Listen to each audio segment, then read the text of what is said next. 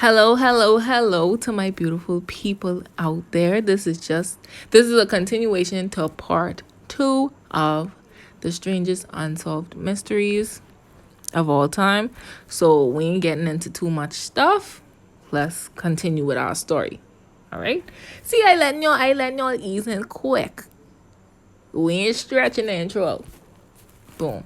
Let's move it back a little bit before where we ended, so it'll jog your memory. 1 year later, their mother gave birth to two twins, Jillian and Jennifer. So this is the story about the Pollock sisters, who I presume is reincarnated into their mother's twins. So Joanna Pollock, just to jog your memory, 11 years old. Jacqueline Pollock, 6 years old. They died in a tragic car accident. Okay, boom, bada bing, bada boom. 1 year later, their mother gave birth to two twins. Obviously, it's two. Jillian and Jennifer.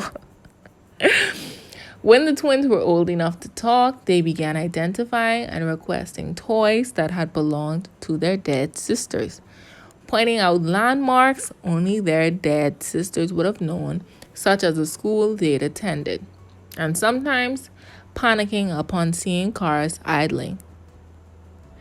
That car is coming to get us, they reportedly shrieked on one occasion. Hold on there, Jillian and Jennifer, let's slow down. After the twins turned 5, these incidents became less frequent, and the girls went on to lead normal lives. Still, the story of the Pollock sisters made its way to Dr. Ian Stevenson, a psychologist who studied reincarnation. After studying thousands of supposed cases, Dr. Stevenson wrote a book telling of 14 he believed to have been real, including that of the Pollock sisters. Okay, I believe it. I ain't glad you. I believe it. I didn't have so much of these stories, but this one feels genuine. I don't know. I don't know. I don't know why. I don't know how. But I guess, I don't want to say I guess, but in cases like this, I feel relieved for the parents, I guess, because after losing an 11-year-old child, a 6-year-old child, after losing both of your children, like, bro, that's crazy. And you're blessed with twins, as in you received 2 children back after losing your original 2, and then they move exactly how the first 2 move. I feel like it's in some way a relief and in some way sad, because now they're reminded about it every day.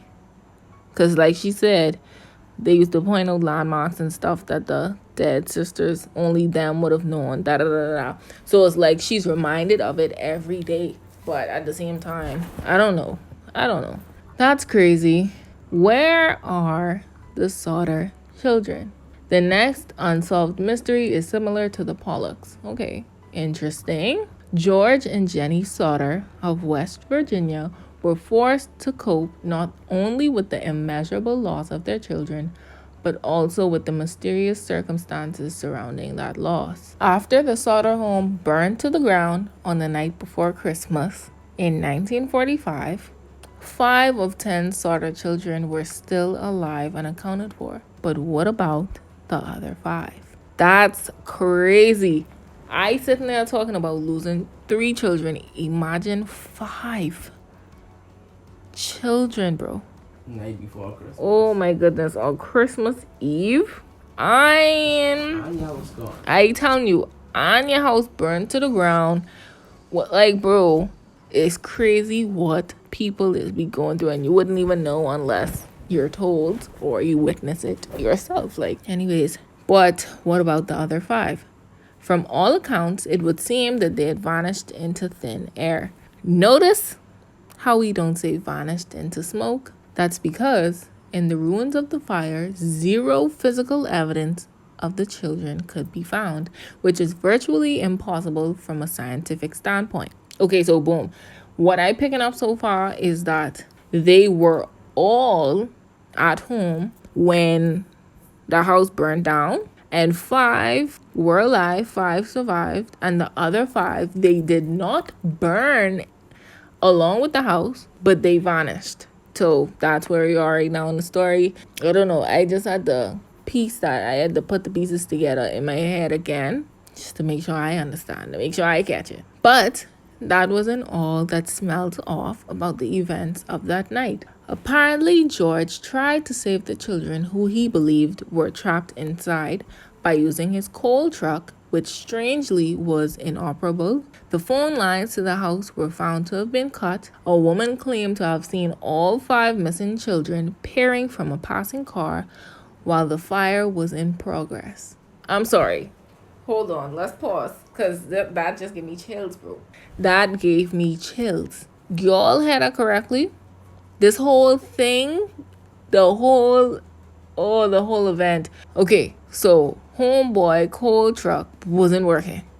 The phone lines in the house was cut. A woman claims to have seen all 5 of the missing children peering from a passing car while the fire was in progress. Like while the house was actively burning down. The 5 children that they was looking to save was passing them in the street beside them.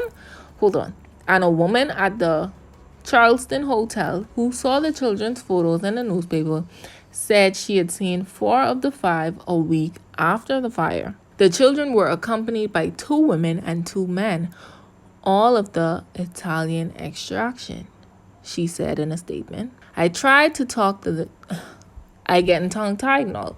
I tried to talk to the children in a friendly manner, but the men appeared hostile and wouldn't allow it.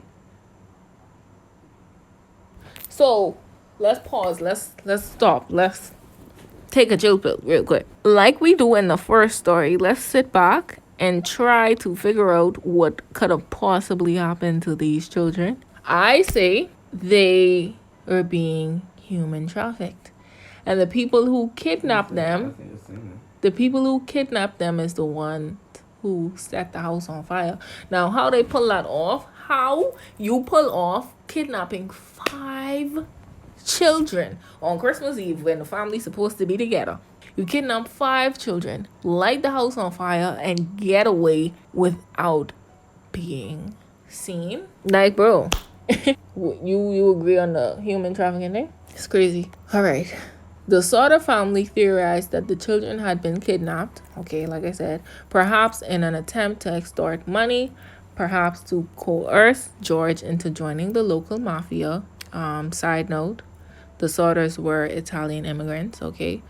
Or perhaps in retaliation for George's outspoken criticism of Mussolini and Italy's fascist government.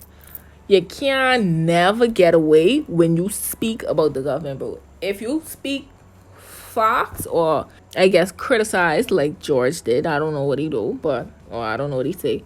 But bro, if you in any way, shape or form speak out against the government, rest assured that something is probably going to happen to you or a family member of yours. Like, bro, it's so crazy. So crazy. And nobody would know this unless they, I guess, were in cahoots with the government. I don't know, bro. I don't know. Because I don't know how George went about, I guess, criticizing Italy's government. From the 1950s until Jenny Sauter's death in the late 1980s, the Sauter family maintained a billboard on State Route 16 with pictures of the 5 vanished children and offering a reward for information. The last known surviving Sauter child, Sylvia, 69, still doesn't believe her siblings perished in the fire. Okay, we already got that. So she don't believe, she's 69 years old and she don't believe that her siblings perished in the fire, which they didn't. If people see them out with other Italians and nobody knew that the Sauter family were Italian immigrants. So that story gave me a headache. I'm sorry, y'all. All I could do is sigh and hold my head. I rereading. I wonder if the 5 children are alive still. Like, I wonder if they're alive. I wonder if they survive, and you wouldn't know because maybe they changed their names, changed their identities. You will never know, really. What really is going on in the world, bro? Seriously, what? Can somebody please tell me? what is be going on? Because if you don't read up on these stories and research, you would have never known. Because me personally, I would have never known about either of these stories or either. But we are buckling down to the last two stories, right? They look interesting. I picking stories based off the image they have above it, so I hope they juicy. That sounds wrong. I'm praying that the story is juicy enough for me to read while somebody actually had to go through this traumatic event. I apologize. But let's move on. The disappearance of Paula Jean Weldon.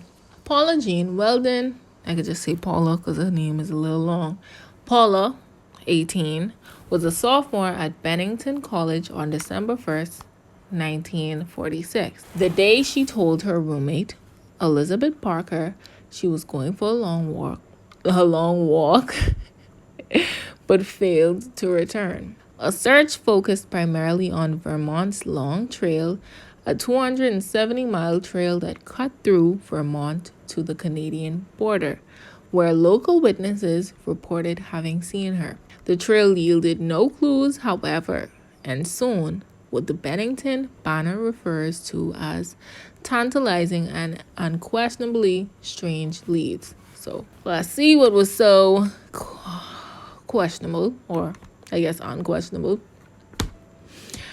These include claims by a Massachusetts waitress that she'd served an agitated young woman matching Paula's description. Upon learning of this particular lead, Paula's father disappeared for 36 hours, supposedly in pursuit of the lead, but it was nevertheless a strange move that led to his becoming a prime suspect in Paula's disappearance. Okay, because I just was going to say my brain was moving faster than my lips because I was trying to read the case, and in my head I'm thinking, this man moving weird. He acting suspicious, but Okay, Pops. He disappeared for 36 hours, supposedly in pursuit of the lead. Okay, boom. But it was nevertheless a strange move that led to his becoming a prime suspect in Paula's disappearance. Soon, stories began circulating that Paula's home life was not nearly as idyllic as her parents had told the police. Apparently, Paula had not returned home for Thanksgiving the week prior, and she may have been distraught about a disagreement with her father. For his part, Paula's father posited a theory that Paula was distraught about a boy she liked and that perhaps the boy should have been a suspect. Pa, you moving weird. No, because we focus on you right now. We focus on you. Don't just be throwing out people who you think should be suspects. Give us info. Give us insight since you know so much. You're being really weird. Over the next decade, a local Bennington man twice bragged to his friends that he knew where Paula's body was buried. He was unable to lead the police to anybody, however, let alone Paula's. And with no evidence of a crime, no body, and no forensic clues, the case grew colder and the theories grew stranger, including those linked to the paranormal. New England author and occult researcher Joseph Citro came up with the Bennington Triangle. That's a theory that he came up with, which explained the disappearance as linked to a special energy that attracts outer space visitors who would have taken Paula with them back to their world. So he is saying she basically was abducted by aliens. So obviously nobody would know why, nobody would know how, nobody would know what led up to that unless they were present there, saw it. Obviously nobody would come forward and say it, especially in a time like this. You would for sure be arrested, taken as a joke. Obviously they would have thought you were lying.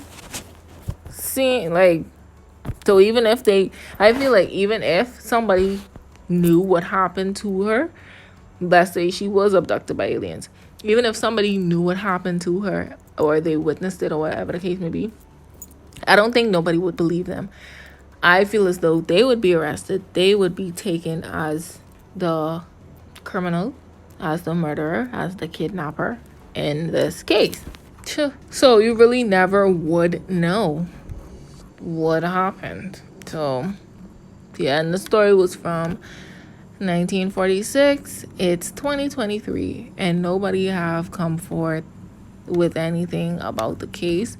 So I guess nobody, like I said, nobody came forward. Nobody knows. So they say. Last story, the Flannan Isles Lighthouse disappearances. Before we even get into the story or the case, lighthouses, for whatever reason, are so eerie to me. Like, bro, they just give off a vibe that something happened there or something is about to happen. Bro, they just rub me the wrong way. I'm sorry. Let's put me being scary aside and get into the case, the last case of this episode. So, in 1900, 3 keepers of the Flannan Isle Lighthouse off of the west coast of Scotland disappeared under the strangest of circumstances. The lighthouse was manned by a 3-person team: Thomas Marshall, James Ducat, and Donald MacArthur, with a 4th man rotating in from shore. On Boxing Day, which is December 26th of 1900, the relief keeper arrived to find none of the lighthouse keepers present. So the 4th man was the relief keeper, I believe. Or maybe it was somebody who came to like swap out for one of them. I don't know. Maybe let's Google. Let's see while we at it. Because I don't know if it's just me or who don't know, or if it's y'all as well. Let's see. Okay. Ain't nobody say what a relief keeper is exactly. They just say what a lighthouse keeper is. So I'm going to take it as the person that comes in to maybe swap out for somebody else to relieve them of their tasks or whatever. Boom. So the relief keeper arrived to find none of the lighthouse keepers present. The only sign that anything was amiss was an overturned chair near the kitchen table. No bodies were ever found, which has led to an endless speculation. Theories range from drownings to abduction by foreign spies, a ghost shipped again, too excited, a ghost ship, or a giant sea monster.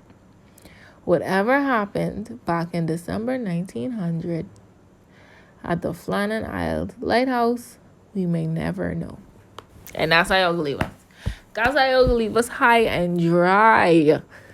Bro, ain't no cameras that's being lighthouses. Like, serious question. They don't put cameras in there, or because 3 people, like, bro, stories like this, so strange to me. Obviously, it's one of the strangest.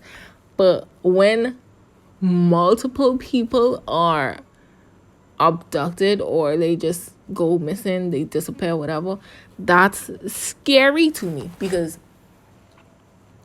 y'all so bad. Y'all so serious. Y'all so dangerous. Whatever word you would like to use. That y'all could abduct more than one person, more than one man. Are you, bro? I don't even know what to make of the story, but stuff like that is scare me. I know one thing though. Somebody has to make a movie on what the case was again. Oh my goodness. The human statues or the living statues from the first episode. Somebody has to make a movie based on that, because reading it and picturing it in your head is like, bro, they even say it on the site, like, that'll be like, it sounds like it was taken from a page of a horror film. Like, what? Anyways, let me stop. Let me relax. I hope you all enjoyed this 2-part series so far. You feel me? Because we coming with more. Part 2, 3, 4, 5, 6, and the list goes on. It's coming. All right. But thank you for tuning in, my beautiful people. I love y'all. I'll see y'all in the next episode. Be sure to follow 5W Phantom on whatever podcast streaming app or site you're listening in on right now. Okay. To keep you waiting, the next episode is going to be on the attempted assassination of Bob Marley. So hit that follow button, hit that notification bell, so you'll be notified when that episode drops. Me personally, I didn't even know Bob Marley was at risk of assassination. Like, I didn't know that happened to him. So if you like me, you hype. Hit that bell. I love y'all, like I said. See y'all in the next episode. Toodles.